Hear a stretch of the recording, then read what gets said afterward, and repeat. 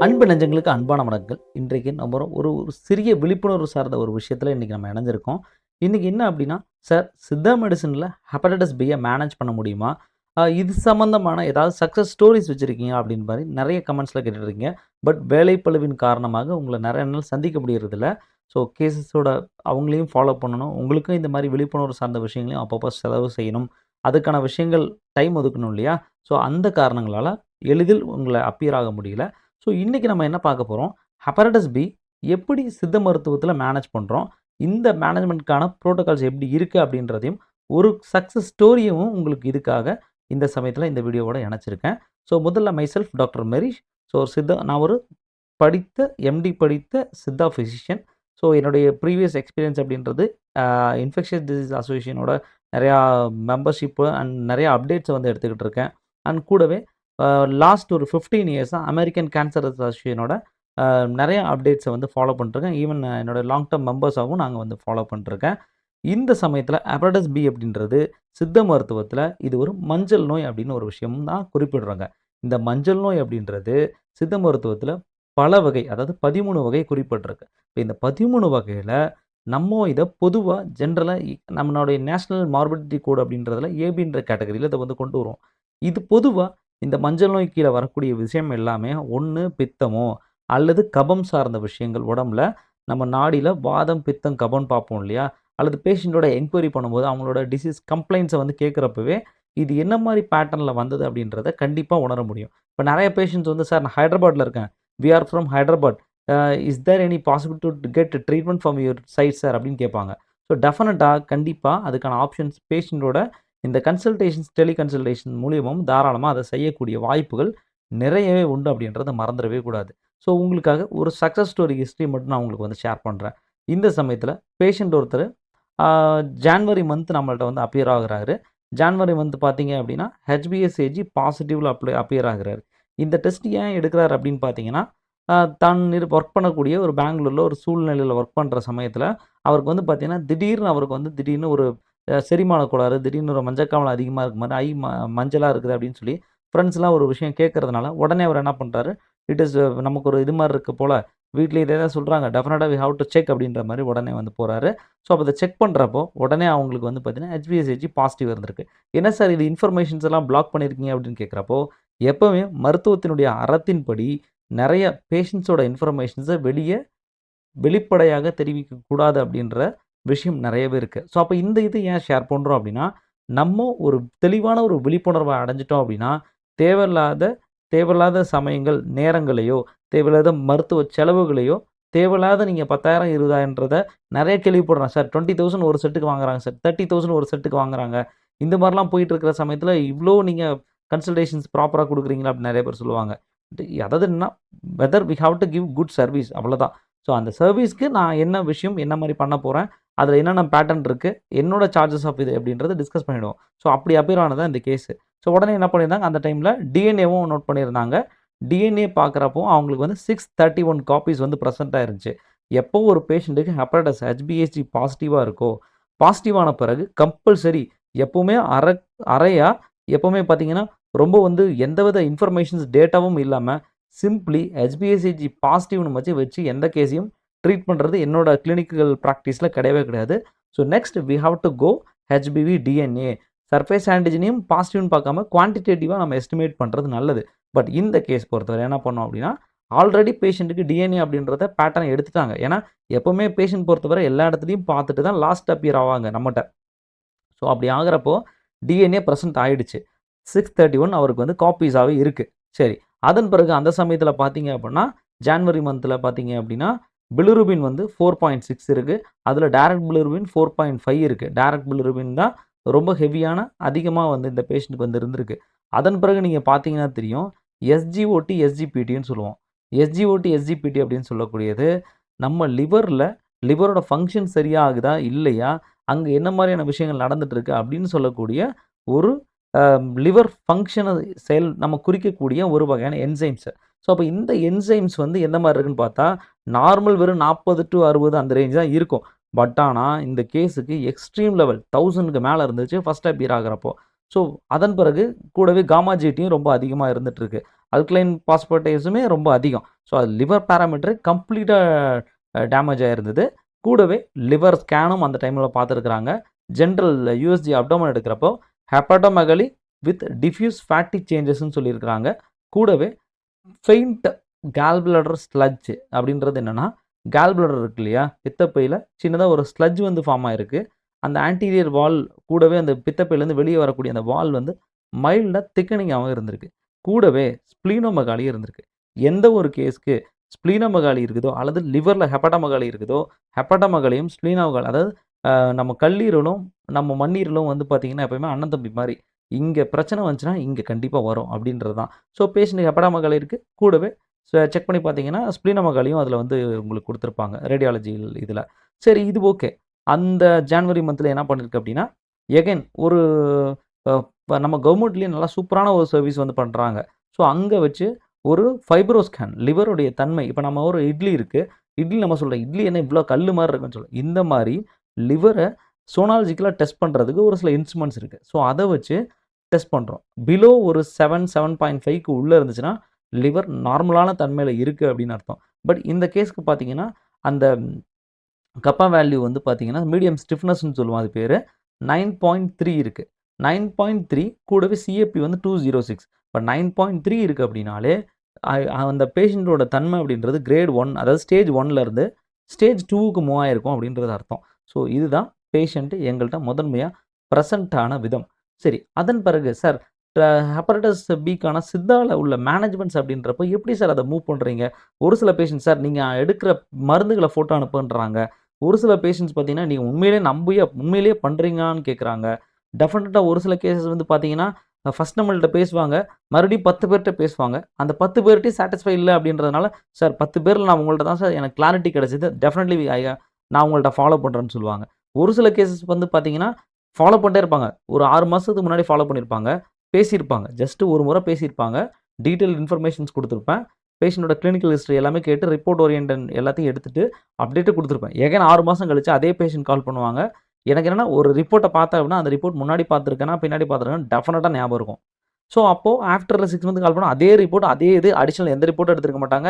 அப்போவே சொல்லியிருப்பேன் இந்த ரிப்போர்ட்லாம் பார்த்தா தான் அடிஷனலாக எடுக்கணும்னு சொல்லியிருப்பேன். எகைன் அதையும் அனுப்பி திரும்பவும் இதுக்கு வந்து ட்ரீட்மெண்ட் இருக்கான்னு கேட்பாங்க. ஸோ பொதுவாக எப்போவுமே நம்ம ஒரு விஷயம் என்னென்னா, ஒரு ப்ராப்பரான ஒரு சித்த மருத்துவரை இது சார்ந்து விழிப்புணர்வு சார்ந்து இருக்கக்கூடிய சித்த மருத்துவரை கண்டிப்பாக அணுகுனீங்க அப்படின்னா, சித்த மருத்துவம் பிஎஸ்எம்எஸ் டிகிரி படித்து எம்டி டிகிரி படிச்சிருக்கக்கூடிய மருத்துவர்கள் இதுக்கு சிறப்பாக வந்து இதுக்கு வந்து செய்கிறாங்க. ஸோ இதுக்கு எங்களோட டீம் இதுக்கான ஸ்பெஷலைஸ்டு கான்டாக்ட்ஸ் கீழே ஸ்க்ரோலிங்கில் நம்பர் வந்து போயிட்டுருக்கோம். 9488611057 அப்படின்ற நம்பர் உங்களுக்கு ஸ்க்ரோலிங் ஆகிட்டுருக்கும். அந்த நம்பர்லேயும் தாராளமாக அழைச்சி அதுக்கான ட்ரீட்மெண்ட் ஆப்ஷன்ஸை கேட்டுக்கலாம். கூடவே வந்து பார்த்தீங்கன்னா, எப்போ ஒரு பேஷண்ட் கரெக்டாக ப்ராப்பராக பொறுமை தான் ரொம்ப முக்கியம். பொறுமையாக இருக்கணும், ப்ராப்பராக ஃபாலோ பண்ணணும். கண்டிப்பாக சக்ஸஸ் அப்படின்றது உங்கள் மத்தியில் இருக்கும்.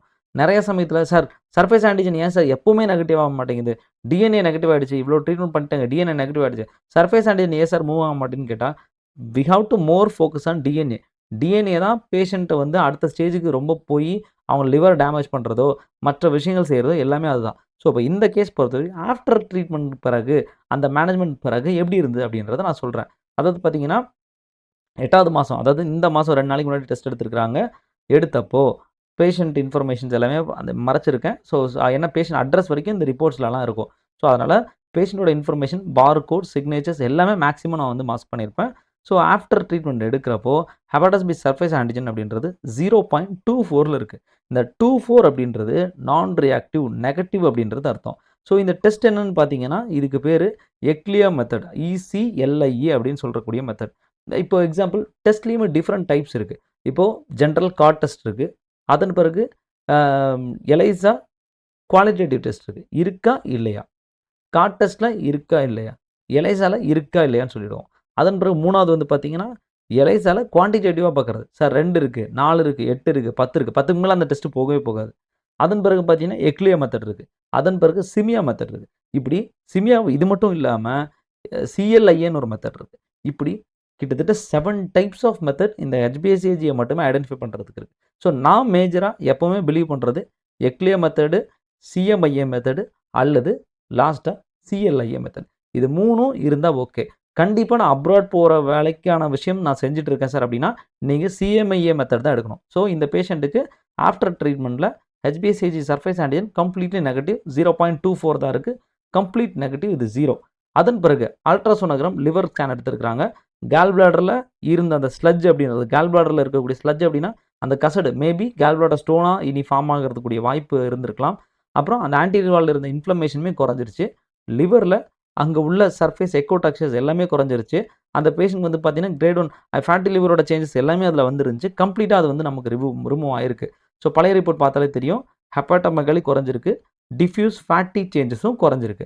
அப்புறம் கூடவே சொல்லியிருந்தோம், இங்க ஃபைப்ரோ ஸ்கேன் எடுக்கிறப்போ 9.3 கப்பா வேல்யூ இருந்திருக்கும். சிஏபி 206. ஸோ இந்த பேஷண்ட் பார்த்தீங்கன்னா, சிஏபி வேல்யூ 206ன்னு சொன்னேன் இல்லையா? அது 183ஆ குறைஞ்சிருக்கு. ஸோ அப்படின்றப்போ சிஏபி வேல்யூ குறையுது அப்படின்னாலே லிவரோட ஸ்டிஃப்னஸ் இன்னும் நார்மல் ஆகிட்டு ரிவர்சல் ஆகிட்டு இருக்கு அப்படின்னு அர்த்தம்.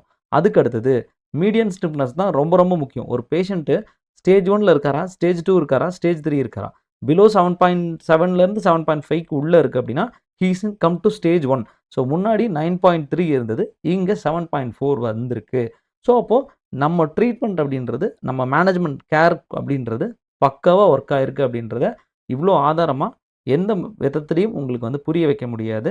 டெஃபினட்டாக சித்த மருத்துவம் இது இது பல்வேறு விஷயத்த, நல்ல ஆரோக்கியமான விஷயத்த முறையான மருத்துவர்கிட்ட நீங்கள் ஃபாலோ பண்ணி செய்கிறீங்க அப்படின்னா டெஃபினட்டாக உங்களுக்கு தெளிவான ஒரு பார்வைன்றது இந்த நோய் பற்றி கிடைக்கும். 2வது நல்ல ஒரு மருந்துகளும், நல்ல ஒரு ஆரோக்கியமான மருந்துகள் கிடைக்கிறதுக்கு நிறைய வாய்ப்புகள் இருக்குது. சித்த மருத்துவம்னாலே உங்களுக்கு வந்து மருந்துகள் எப்பவுமே சார் வெளியே கிடைக்காதா, வெளியே கிடைக்காதான்றீங்க. சித்த மருத்துவரோட ஸ்பெஷாலிட்டி என்ன அப்படின்னா, என்னுடைய மருந்துகளை நானே செய்வித்துக் கொள்ளக்கூடிய பல்வேறு திறமைகள் பெற்றவங்க தான் சித்த மருத்துவங்க. ஸோ அப்போ சித்த மருத்துவத்தை நம்மளே ப்ரிப்பேர் பண்ணுறதுனால, நம்ம இங்கேருந்து நிறைய நம்மளுடைய ஓன் ப்ராக்டிஸில் என்ன மாதிரியான சக்ஸஸ் விஷயங்கள் நடக்குது, அதுக்கேற்ற மாதிரி மெடிசின்ஸை வந்து நம்ம ப்ரிப்பேர் பண்ணி பேஷண்ட்ஸ் கொடுத்துட்ருக்கோம். ஸோ இந்த விஷயத்த வேணும் அப்படின்னா, கீழே உள்ள காமெண்ட் ஸ்க்ரோலிங்கில் நம்பர்ஸ் வந்து போய் ஸ்க்ரோல் ஆகிட்டு இருக்கும். அந்த நம்பரில் வாட்ஸ்அப் பண்ணிவிட்டு கன்சல்டேஷன் டைம் வாங்கிட்டு கன்சல்டேஷன் பே பண்ணிவிட்டு தாராளமாக நீங்கள் எப்போதும் எங்களை அழைக்கலாம். ஸோ வேறு ஏதாவது சந்தேகங்கள் இருந்தால் டெஃபினட்டாக கமெண்ட்டில் சொல்லலாம். கண்டிப்பாக சார், கிரானிக் அக்யூட்டுக்கு என்ன சார் டிஃப்ரென்ஸ்? கிரானிக்னா பேஷண்ட்டுக்கு இன்ஃபெக்ஷன் ஆகி வித்தின் 6 மந்த்தில் நம்ம அப்பியர் ஆகிறோன்னா அது அக்யூட் ஸ்டேஜ். 6 மந்த்துக்கு மேலே போயிடுச்சுன்னா கிரானிக். மேக்ஸிமம் கிரானிக் ஸ்டேஜில் தயவு செய்து ஹெச்பிஎஸ்ஏஜி உடனே இதாகும் அப்படின்றத உடனே பிலீவ் பண்ண வேண்டாம். அது டைம் எடுக்கும். டிஎன்ஏவை ஃபோக்கஸ் பண்ணி ப்ராப்பராக ஹெல்த்தை சேவ் பண்ணுங்கள். அதன் பிறகு அடுத்தடுத்த ஸ்டேஜுக்கு மூவ் பண்ணால் ரொம்ப நல்லாயிருக்கும். இண்டிவிஜுவல் ரிப்போர்ட் வச்சு டெஃபினட்டாக நான் உங்களுக்கு கைட் பண்ணுறேன்.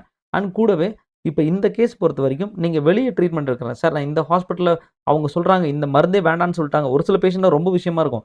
மருந்தே வேண்டாம் சார் இதுக்குன்னு சொல்லிடுவாங்க. பட்டு அதுக்கப்புறம் என்கிட்ட ஒரு கன்சல்டேஷன் எடுத்திருப்பாங்க. எடுத்துட்டு அதன் பிறகு பார்த்தீங்க அப்படின்னா, மருந்து நான் வந்து கண்டிப்பாக எடுங்க. 10 இருந்தாலும் வைரஸ் தான், 100 இருந்தாலும் வைரஸ் தான். Virus is always a virus. So இப்போ அதை வந்து ரெப்ளிகேஷனை தடுக்கணும். 1 இருந்தாலும் ரெப்ளிகேஷன் ஆகுங்க அப்படின்றத சொல்லிக் கொடுப்போம். அதெல்லாம் கேட்கவே மாட்டாங்க. அவங்களுக்கு என்னன்னா, நல்ல ரிச்சான ஹாஸ்பிட்டல்ஸை பார்த்துட்டு அவங்க சொல்கிற வார்த்தைகளை தான் பேஷண்ட்ஸ் பிலீவ் பண்ணுறாங்க. ஸோ இட் இஸ் நாட் என்ன, இது வந்து ஒரு பெரிய அதற்காக நாங்கள் சித்த மருத்துவர்கள் சங்கடப்படலை. அது வந்து அவர்களுடைய புரிதல். Okay, no problem. பட் 6 மாதம் கழித்து திரும்பவும் சார் இன்னைக்கு கூடிடுச்சு சார் அப்படின்னு சொல்லிட்டு திரும்பவும் பேசக்கூடிய நபர்கள் எக்கச்சக்கமாக இருக்கிறாங்க. ஸோ தயவு செய்து சொல்கிற விஷயங்களை ஒரு ரெக்வஸ்ட்டாக எடுத்து அடுத்த ஸ்டேஜுக்கு மூவ் ஆனீங்க அப்படின்னா டெஃபினட்டாக you will get much more benefit அப்படின்றத, அதான் இயர்லி பீரியட் அப்படின்றது வெரி வெரி இம்பார்ட்டன்ட் அப்படின்றதுக்காக தான் இந்த கேஸை உங்களுக்கு சினாரியோவாக சப்மிட் பண்ணியிருக்கேன். ஸோ இந்த வெளியே நீங்கள் ட்ரீட்மெண்ட் எடுக்கிறதுனால என்ன ஆகும், ஒரு ஆன்டி வைரல் தெரப்பி எடுக்கிறதுனால என்ன ஆகும், அதாவது வைரலோட மல்டிப்ளிகேஷனை குறைக்கக்கூடிய ஏன்னா 2 இனப்பெருக்கம் 2 இனப்பெருக்கம் அடையும் போது ஒரு என்சைம் வந்து தேவைப்படும். அந்த என்சைமை பிரேக் பண்ணிவிடும். அதனால் இது வந்து ஒட்டியும் பெருக்காது. அப்போ இது எங்கே ரப்சர் ஆகி டெலீட் ஆகும். டெலீட் ஆகிறதுக்கோ இது டெஸ்ட்ராய் ஆகிறதுக்கோ எந்தவித சான்சஸுமே கிடையாது. ஸோ இதனால தான் நம்ம எப்போவுமே தெளிவாக சொல்கிறோம். ஒரு வார்த்தை, அதாவது இப்போ மருந்து சாப்பிட்ற அளவுக்கு இல்லைன்னு சொன்னால் டெஃபினட்டாக நீங்கள் அடுத்து போக வேண்டியது சித்த மருத்துவம் நோக்கி அப்படின்றத என்றைக்கும் மறந்துடாதீங்க. கண்டிப்பாக அதுக்கு சிறப்பான மேனேஜ்மெண்ட் விஷயங்களை நம்ம சித்த மருத்துவத்தில் நம்ம பண்ணிகிட்ருக்கோம். கண்டிப்பாக அதுக்கான ஆலோசனை வேணும்னா கண்டிப்பாக ஃபாலோ பண்ணுங்கள். நிறைய விஷயங்கள் உங்களுக்காக கொடுத்துட்ருக்கோம். ஸ்பான்டேனியஸ் கிளியரன்ஸ் அப்படின்றது அக்யூட்டில் ரொம்ப ரொம்ப பாசிபிள். லெஸ் காமன் இன் கிரானிக்னு சொல்கிறாங்க. ஆராய்ச்சிகள் நிறைய சொல்லுது. லெஸ் காமன் தான், நாட் இன் கிரானிக் ஹெச்பிவின்னு எங்கேயுமே சொல்லலை. அதை தெளிவாக புரிக்கணும். Less common in established chronic HPV அப்படின்றது ரொம்ப ரொம்ப அறவே குறைவு. குறைவுன்னு தான் சொல்லியிருக்கு. ரைட்டா? ஆனா, குறையவே குறையாதுன்னு சொல்லல. ஸோ, தெளிவா புரிஞ்சுக்கொள்ள வேண்டும். Management is very very easy and நல்ல பாசிபிள். நல்லா வந்து பண்ணலாம். எந்த ஊர்ல இருந்தாலும் பண்ணலாம். இது வந்து டிஸ்டன்ஸ் அப்படின்றது தடைலாம் கிடையாது.